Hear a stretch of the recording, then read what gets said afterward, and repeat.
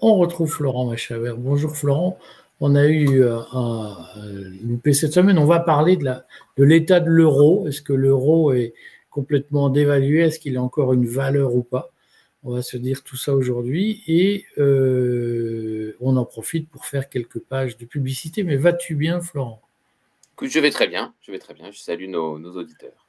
Alors Florent est médusé parce qu'on a aujourd'hui des problèmes techniques dus au fait que mon ordinateur est tombé en rade il y a 1 heure et demie à peu près.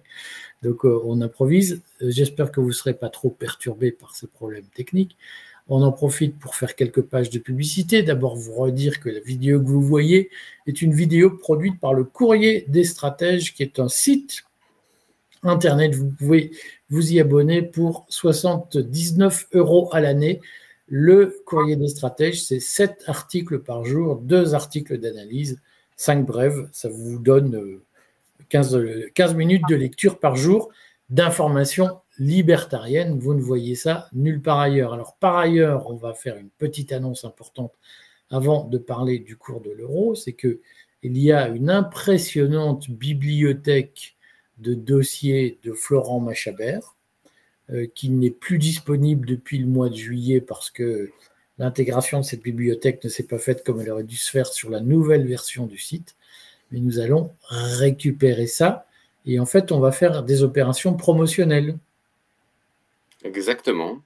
Faire une formule d'abonnement qui permettra à la fois de s'abonner aux articles et puis lorsqu'on s'abonnera à certaines périodes où sera publié également un dossier, eh bien on aura gratuit finalement dans la formule le dossier du dimanche patrimoine. Voilà. Donc ce sera un dossier gratuit pour tout nouvel abonnement qui sera souscrit pendant la période d'épargne, épargne dimanche, ça s'appelle maintenant. Et c'est un dossier de Florent. Tu peux nous donner quelques titres des dossiers que tu as fait, Florent, que les lecteurs pourront retrouver s'ils s'abonnent annuellement au courrier? Depuis la rentrée, là, les 2-3 qui sont parus. On en a eu un, le tout dernier, c'est sur les banques digitales, mais les banques privées, puisque j'avais déjà fait un vieux dossier maintenant en 2023 sur les banques en ligne, les courtiers, on va dire pour monsieur, madame, tout le monde, les filiales, les néobanques des banques classiques, mais il y a aussi les banques privées, hein, donc pour des patrimoines plus importants, mais l'avantage, c'est que lorsque c'est en ligne, on a un ticket d'entrée, comme on dit, qui est plus modique, qui est plutôt 50 000 € plutôt que 200 000. Donc, il m'a semblé important de faire un petit benchmark de quelques offres de banques privées digitales. Ensuite, avant, on a eu un dossier sur les pièces de monnaie. Pièces de monnaie, voilà comment on choisit des pièces de monnaie en or, en argent, comment on les sélectionne. Et puis le prochain, ça sera probablement sur le pétrole, parce qu'on a des cours du pétrole, on va peut-être en parler un petit peu aujourd'hui, qui est historiquement bas. Est-ce que ça va durer? Et notamment, il y a l'Arabie Saoudite qui joue un jeu sur lequel je vais mener l'enquête. Donc, je ferai ça pour début décembre. Mais alors, ta bibliothèque de dossiers, c'est plusieurs dizaines de dossiers. Ah oui, on est à 60, si j'enlève les hors-série, on est à 70 dossiers à peu près. Donc, on a balayé toutes les classes. Acheter de l'allium, acheter des devises, des obligations, des dossiers aussi plus centrés sur la fiscalité, sur les successions, les SCI, les contrôles fiscaux. Là, je crois qu'on a vraiment maintenant, comme tu dis, une bibliothèque assez complète et puis régulièrement mise à jour également. C'est combien de pages un dossier que tu produis? Un dossier, c'est entre 10 et 20 pages. Voilà, c'est jamais moins de 10. Et puis, souvent, c'est une quinzaine de pages. Et puis, une fois par mois, on va mettre à jour le suivi de la Barbell Strategy. Et puis, on mettra aussi à jour les portefeuilles classiques que les abonnés, dont les abonnés ont l'habitude et dont je reparlerai d'ailleurs dimanche prochain, qui est une alternative pour gérer le chaos qui vient. Dans la pratique, donc on le redit, on fait des dossiers dédiés à l'épargne. On a réservé le dimanche matin. Il y a 3-4 articles très complets, très argumentés, très documentés, qui sont réservés aux abonnés. Alors, ce dimanche dernier, nous avions des articles sur les crypto-monnaies. Toi, tu as parlé de la crypto. Qu'as-tu fait ce dimanche dernier? Eh bien, j'ai fait un point sur la délicate question de la fiscalité des cryptos. Qu'est-ce qu'on doit, à partir du moment où on a des bitcoins ou autres en portefeuille, qu'est-ce qu'il faut déclarer? Donc voilà, ça dépend de comment on stocke ces cryptos, où on les stocke, en France ou à l'étranger. Est-ce qu'on a fait des opérations, et notamment des conversions de bitcoin vers une monnaie fiat, vers l'euro ou vers le dollar? Là, dès qu'on rebascule en monnaie fiat, ting, il faut faire une déclaration de plus-value au fisc. Et si on a un compte à l'étranger, pareil. Donc, notre chroniqueur Vincent Clermont a par ailleurs fait un dossier qui a été assez salué, je dois dire, sur le b.a.-ba en matière de crypto-monnaie. C'est-à-dire que c'est vraiment qu'est-ce qui fait que de la crypto-monnaie a de la valeur alors que c'est une monnaie qui n'est pas émise au fond, on n'en a pas dans son portefeuille, elle est stratosphérique. Mais qu'est-ce qui fait que ça vaut, dans le cas du Bitcoin, plus de 100 000 euros l'unité? Et donc, il a fait ce dossier très pédagogique. Pour ceux qui veulent comprendre les bitcoins, les crypto-monnaies, bien, abonnez-vous à Épargne Dimanche, prenez l'abonnement au courrier qui vous donne droit au dossier du dimanche en matière d'épargne. Qu'as-tu prévu pour dimanche prochain, Florent? Eh bien, dimanche prochain, pour ceux qui ne se retrouveraient pas dans la Barbell Strategy, je vais parler du portefeuille permanent dit de Harry Brown, qui est un peu plus diversifié que nos 85% de sécuritaires et nos 15% de spéculatifs. Donc, ça peut faire un peu peur à certains profils, ou parfois des profils, au contraire, un peu plus dynamiques, voudraient plus de classes d'actifs. Et donc, je reviendrai en fait sur les portefeuilles tels que je les suivais dans l'ancienne version du site du Courrier des Stratèges. Voilà. Bon, donc, tous ceux qui voudront pourront prendre le train en marche de ce deuxième type. Puis ensuite, il ne faut pas faire les deux, mais soit on se sent proche du portefeuille permanent qui est plus une Jeep, un 4x4 de gestion équilibrée, soit on fait une gestion par les extrêmes, donc la Barbell Strategy. Bon, donc on en profite pour dire que dimanche prochain, nous lancerons la première opération de promotion. Donc, tous ceux qui souscriront à un abonnement du courrier, un abonnement annuel du courrier durant le week-end, auront droit au dossier envoi par mail, au dossier gratuit de Florent. Donc suivez-nous et suivez nos newsletters pour vous informer de ces opérations. Voilà, assez de publicité. Après cette longue page, on va parler de l'euro. Est-ce que l'euro se porte bien, Florent? Alors, l'euro, on en a parlé dans la précédente émission, hein, vous vous souvenez, on vous invite à la regarder à nouveau d'ailleurs, où on a parlé de l'Italie et du fait que l'Italie se met à réclamer des baisses de taux d'intérêt, à quémander des baisses de taux, parce que ça devient trop dur pour elle d'exporter. Et j'avais dit à cette occasion que l'euro, qui ce matin valait 1,16 $, eh bien, c'est beaucoup apprécié, ne serait-ce que sur l'année 2025. On pourra faire un petit retour sur les variations depuis l'introduction de l'euro, mais il s'est apprécié d'à peu près 12-13% depuis le 1er janvier 2025. Donc, effectivement, on a un euro plus fort qu'il ne l'était il y a un an, en fait. Et on peut peut-être commencer à… Et pas de petit. Plus 12% en un an, c'est quand même une sacrée augmentation des prix à l'exportation, parce que c'est ça que ça veut dire. Tout à fait, effectivement. Ça veut dire que les prix des produits européens, libellés dans d'autres devises, au moment où nos acheteurs doivent convertir leurs devises en euros, eh bien, doivent aligner 12% de plus. Puis évidemment, il ne vous a pas échappé que depuis début 2025, il y a des tarifs douaniers, des droits de douane imposés par Donald Trump, en moyenne 15% sur les produits européens, même si ça dépend des catégories. Et évidemment, ça vient s'ajouter. Donc, ça fait en moyenne 15 plus en moyenne 12. Ça fait un surenchérissement des produits européens de presque 30%. Donc, c'est effectivement colossal. Les Chinois, eux, ils ont subi aussi des droits de douane colossaux, mais ils ont symétriquement dévalué leur monnaie. Et donc, ils ont pris des droits de douane plus importants, mais ils ont quasiment dévalué d'autant. Donc, en fait, la stratégie chinoise bien connue a permis, on va dire, d'encaisser le choc, en partie en tout cas, des tarifs douaniers. Mais nous n'avons pas cette possibilité-là, d'où le fait que certains pays, comme l'Italie, montent au créneau en disant Madame Lagarde, si on pouvait baisser les taux, ça nous arrangerait. Mais ça ne se passe pas tout à fait comme ça. C'est ce qu'on a expliqué la semaine passée. Dans la pratique, comment on explique, parce que je rappelle, je fais d'ailleurs un mea culpa, je sais que lorsque Donald Trump a été élu l'an dernier, le 4 novembre 2024, j'avais fait une interview, un débat avec Édouard Husson, Thierry Meyssan, qui avait dit « ça y est, l'Europe, c'est fini ». Un an plus tard, on s'aperçoit que non seulement l'Europe existe toujours, comme quoi il ne faut pas prendre ses rêves pour des réalités, mais non seulement l'Europe existe toujours, mais l'euro se porte mieux d'une certaine façon qu'il y a un an, alors que nous avons quand même une activité économique qui est au ralenti. Comment on explique ce phénomène, Florent? Moi, je vois trois principales raisons qui expliquent ce renforcement de l'euro. Encore une fois, hein, jamais en soi le raffermissement d'une monnaie, c'est toujours par rapport à d'autres. D'ailleurs, je vais peut-être commencer par une petite parenthèse. On a affaire à deux monnaies fiat, hein, des monnaies papier, dans lesquelles la zone euro d'une part et les États-Unis s'endettent. Ce sont deux mauvaises monnaies, en tout cas deux monnaies qui perdent de leur valeur. C'est simplement qu'il y en a une qui a un plus gros parachute que l'autre. Donc les deux baissent.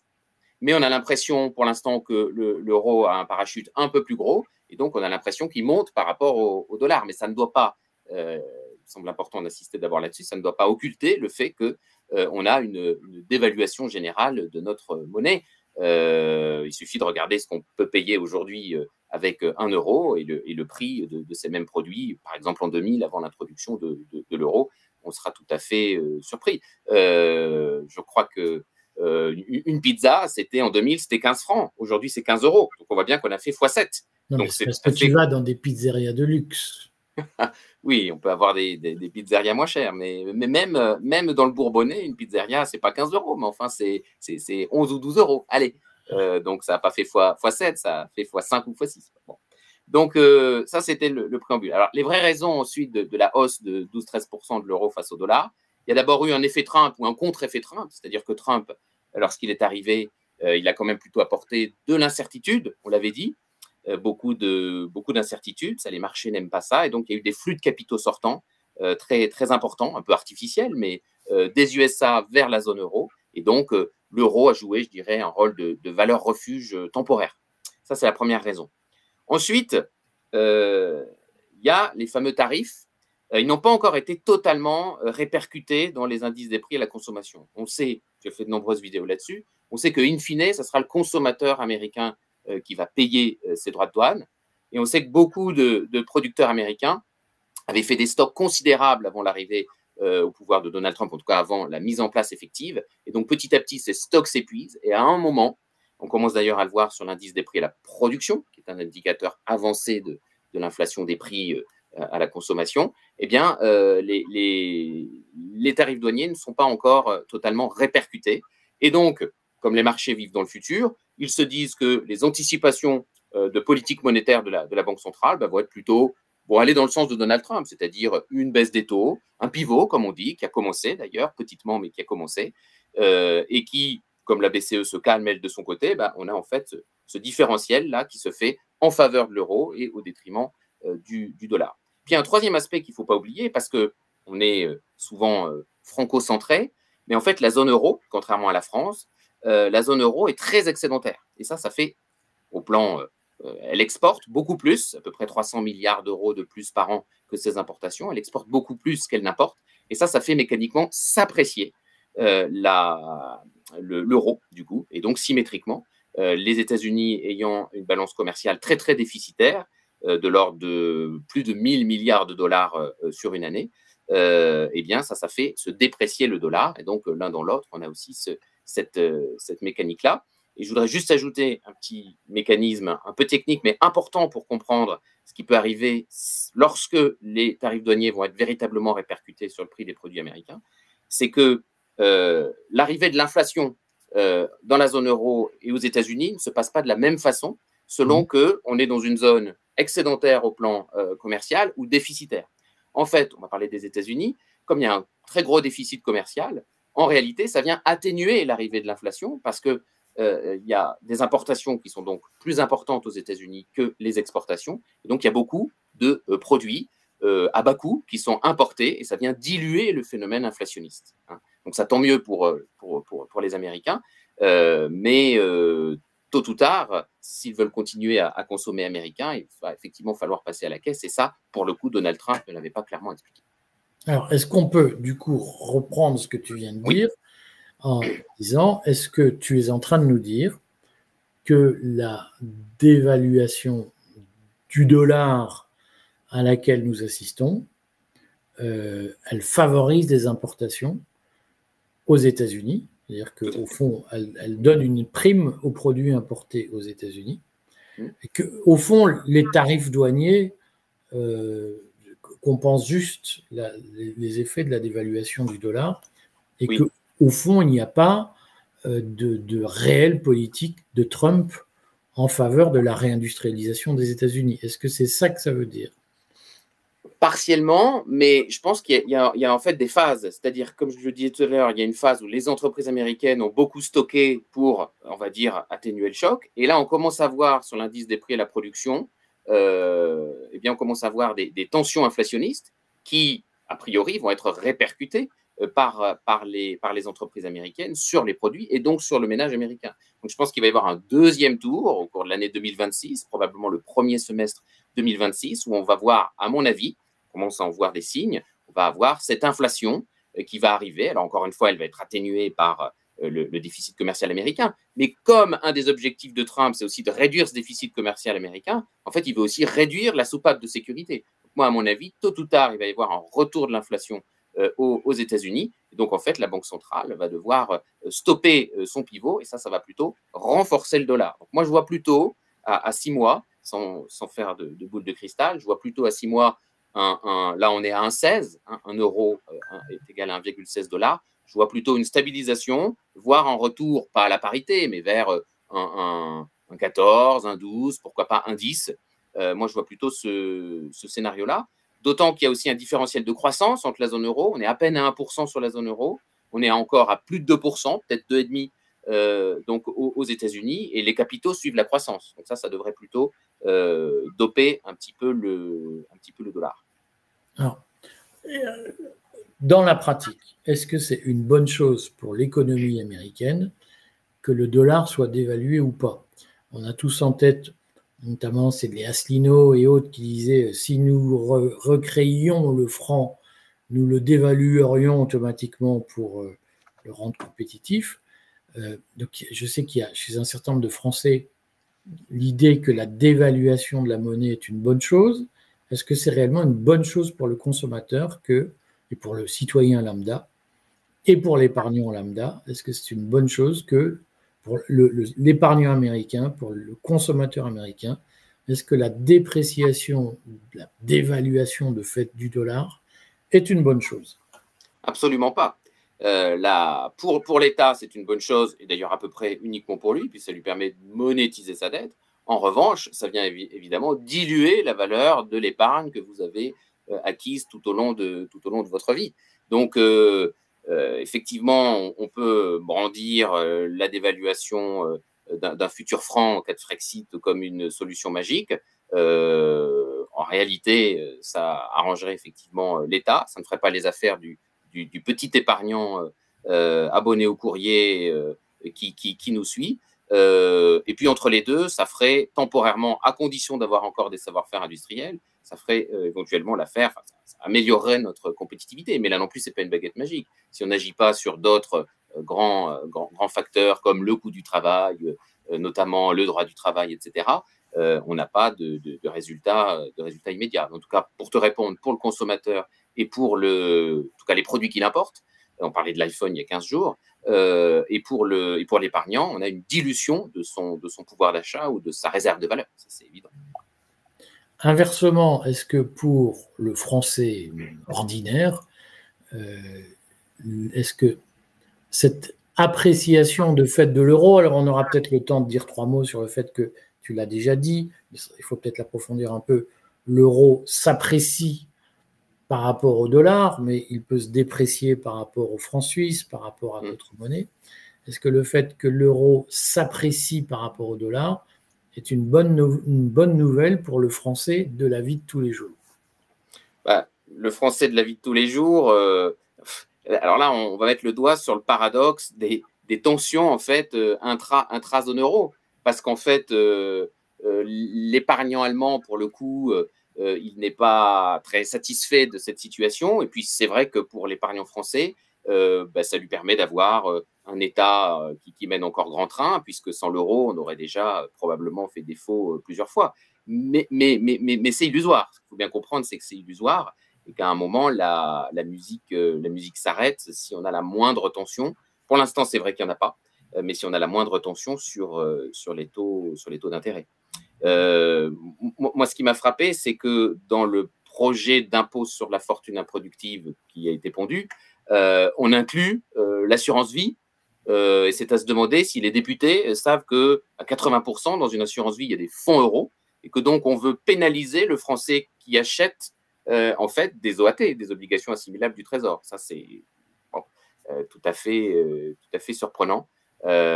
Pour moi, ça s'appelle se tirer une balle dans le pied. Certes, il y a un plafond très haut, on démarre à 1,3 million, je crois, comme pour l'IFI, de base taxable, mais dans la mécanique, ce n'est pas la version définitive du budget, loin s'en faut, mais on voit bien que la maîtrise de ces mécanismes par notre représentation nationale, entre guillemets, est un peu surprenante.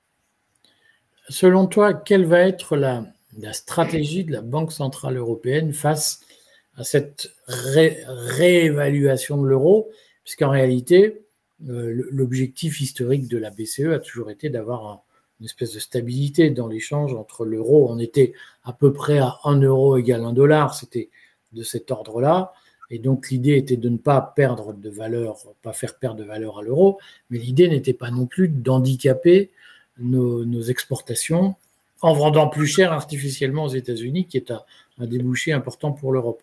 Et avec la réévaluation de l'euro par rapport au dollar, c'est bien ce qui se passe, on vend plus cher. Mécaniquement, une Volkswagen se vend 10% plus cher depuis un an, sans qu'on ait touché au moteur ni quoi que ce soit.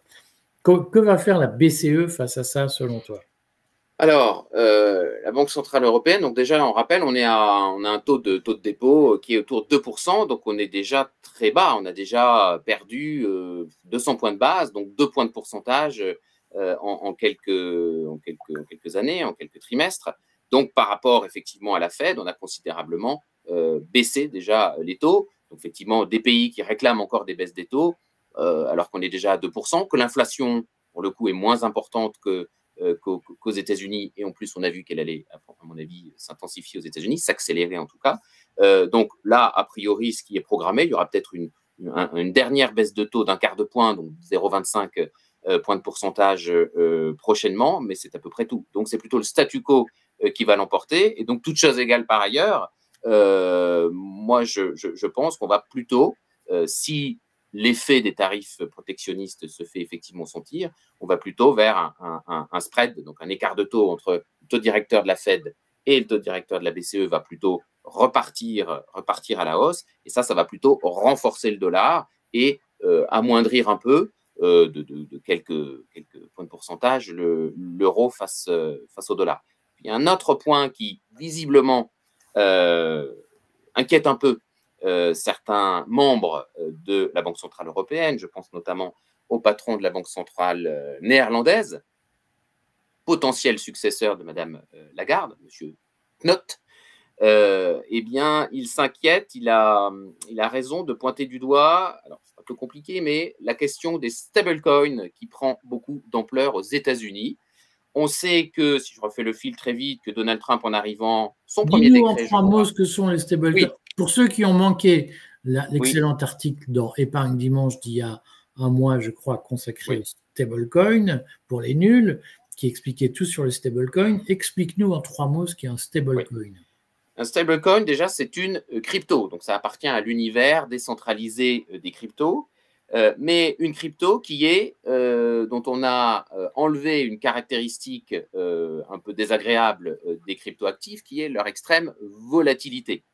Et donc, comment est-ce qu'on fait ça? Eh bien, en l'arrimant, en mettant derrière des réserves qui peuvent être variées. Ça peut être des réserves de devises, ça peut être des réserves de matières premières, puisqu'il y a des stablecoins sur l'or, ou pour parler de 99% du marché des stablecoins qui sont directement arrimés sur le dollar et en fait sur les bons du trésor américain. Et voilà revenir la dette américaine. Donc, ce que tu as dit est très elliptique. Stablecoin, oui, au fond, c'est une crypto-monnaie qui est d'une façon ou d'une autre compensé par une valeur physique, ce qu'on appelle un sous-jacent.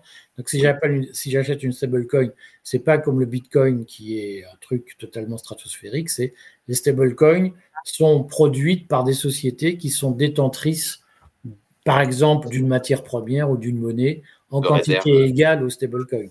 Exactement. C'est-à-dire, très concrètement, on a, pour parler des deux principales stablecoins arrimées sur le dollar américain, donc on a l'USDT et l'USDC, qui valent tout simplement un USDT et un USDC égale $1, tout simplement. Et comment ils arrivent finalement à maîtriser, à contrôler en tout cas pour l'instant, c'est l'objet de l'inquiétude de la Banque Centrale Européenne, eh bien, la volatilité des cryptos, eh bien, tout simplement en ayant 100%, c'est la réglementation imposée par Donald Trump, 100% de réserves liquides et sûres, je mets des guillemets, liquides et sûres, et ce que beaucoup d'entreprises privées émettrices de stablecoins eh bien, ont choisi de faire, c'est de les placer, effectivement, d'acheter des Treasury Bonds, donc des bons du Trésor américain, qui est en fait l'obligation américaine court terme, puisque les États-Unis s'endettent plutôt à court terme par rapport à la France ou à d'autres pays de la zone euro qui s'endettent avec des OAT 10 ans. Donc voilà. Et donc là, effectivement, jusque-là, j'ai envie de dire, on a bien compris, je pense, sauf que ça commence à représenter, et c'est ce qui émeut un peu la BCE, ça commence à représenter des sommes colossales. Ça représente déjà plus de 300 milliards de dollars de capitalisation boursière sur l'année actuellement. Voilà. Et ça, c'est en hausse de presque 50% sur l'année 2025. Et le secrétaire du Trésor de Donald Trump, Scott Bessent, a dit probablement d'ici 2030, c'est quand même demain, ça sera 3 000. Ce qui est intéressant, c'est de comparer la 3 000 milliards de dollars. 300 milliards de dollars, ça fait un petit pourcent, 0,8% de la dette américaine, et 3 000 milliards, ça fait 8% de la dette américaine. Donc en fait, on est sur des montants colossaux. À titre de comparaison, je reviens toujours à cet événement très marquant, avril 2025, lorsque Donald Trump a dû baisser sa culotte sur les tarifs douaniers, parce que les Chinois et les Japonais ont vendu pour 40 milliards les Chinois et 20 milliards les Japonais, ça fait 60 milliards. Là, on parle de 300 milliards, donc 5 fois plus. Donc, s'il y a le moindre pépin sur ces bons du Trésor américain, on voit bien que tout l'univers crypto peut être impacté, parce que en réalité, ce que ça veut dire concrètement, c'est que les sociétés privées qui émettent librement, depuis le Genius Act de Donald Trump, qui émettent librement ces stablecoins, doivent collatéraliser, c'est-à-dire avoir en réserve des bons du Trésor. Et là, en fait, il y a deux scénarios qui seraient catastrophiques au plan systémique. Soit il commence à y avoir une panique au niveau des cryptos à cause de la volatilité. Là, les vrais cryptos, pas les stablecoins. Et à ce moment-là, tous les détenteurs de jetons vont demander leur conversion en monnaie fiat, donc en dollars, et donc ils vont ils vont tout simplement vouloir vendre leurs jetons. Et ça, évidemment, ça va créer ce qu'on appelle un phénomène de vente forcée sur les émetteurs de stablecoins. Et de façon évidente, ces ventes forcées vont provoquer, puisque le collatéral, c'est de la dette américaine, en fait, une envolée du taux long américain. Ce qui concrètement est très grave, puisque ça veut dire que les États-Unis eh bien, vont devoir s'endetter plus cher à cause d'un pépin technique dans l'univers des cryptos. Donc là, on commence à lier dangereusement les demandes. J'explique ce que tu n'as pas expliqué de façon elliptique, c'est qu'il y a une mécanique bizarre sur les obligations, y compris les obligations du Trésor, c'est que quand les taux montent, la valeur baisse. Donc si on vend massivement, on fait baisser la valeur, et donc on augmente les taux d'intérêt. Voilà. Et quand les Japonais et les Chinois ont vendu massivement, c'était précisément pour créer une tension à la hausse sur le taux long américain, qui n'a pas échappé à Scott Bessent et qui a dit à Donald Trump, on arrête les bêtises et puis on revient à des droits de douane plus normaux, quoi. Donc ça, c'est le premier risque, ça peut venir des cryptos, c'est probablement le risque le plus important. Ça, la BCE l'a bien intégré, mais elle avoue elle-même ne pas savoir comment il faudrait réagir, parce qu'effectivement, on est dans un scénario où si c'est 300 milliards d'euros de bons du Trésor qui explosent en plein vol, c'est quand même un gros pépin.